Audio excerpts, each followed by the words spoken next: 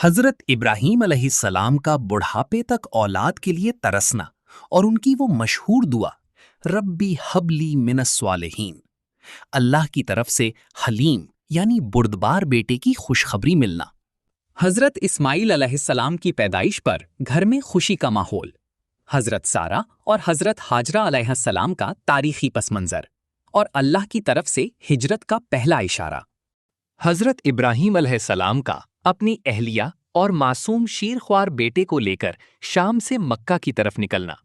اس وقت کے مکہ کا منظر جہاں نہ پانی تھا نہ کوئی درخت۔ جب حضرت ابراہیم علیہ السلام انہیں چھوڑ کر جانے لگے تو حضرت ہاجرہ علیہ السلام کا پوچھا گیا وہ سوال، کیا اللہ نے آپ کو اس کا حکم دیا ہے؟ جواب ملنے پر ان کا پرامید ہونا کہ پھر اللہ ہمیں ضائع نہیں کرے گا۔ کھانے پینے کا ختم ہونا اور حضرت اسماعیل علیہ السلام کا پیاس سے بلکنا،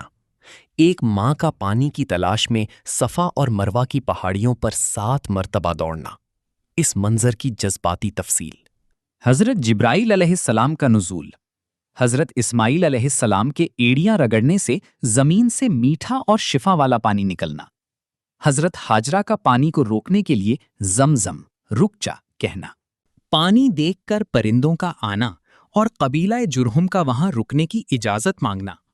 حضرت اسماعیل علیہ السلام کا ان کے درمیان پروان چڑھنا اور عربی زبان سیکھنا، حضرت ابراہیم علیہ السلام کا متواتر 3 راتوں تک بیٹے کو ذبح کرنے کا خواب دیکھنا، ابلیس یعنی شیطان کا انہیں بہکانے کی کوشش کرنا اور ان کا شیطان کو کنکریاں مارنا۔ قربانی کا منظر، حضرت اسماعیل علیہ السلام کا پیشانی کے بل لیٹنا، اللہ کی طرف سے ندا آنا کہ ابراہیم تم نے خواب سچ کر دکھایا، اور جنت سے دمبا کا نازل ہونا۔ اللہ کا کعبہ تعمیر کرنے کا حکم،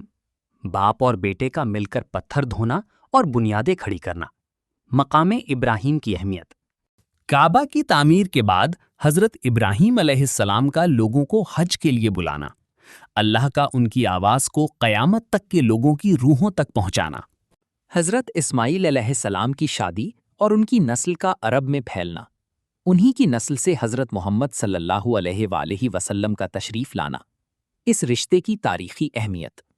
حضرت اسماعیل علیہ السلام کی زندگی سے ملنے والے سبق، صبر، اطاعت اور اللہ پر توکل کا خلاصہ، اور رازنامہ سٹوریز کی طرف سے اختتامی دعا۔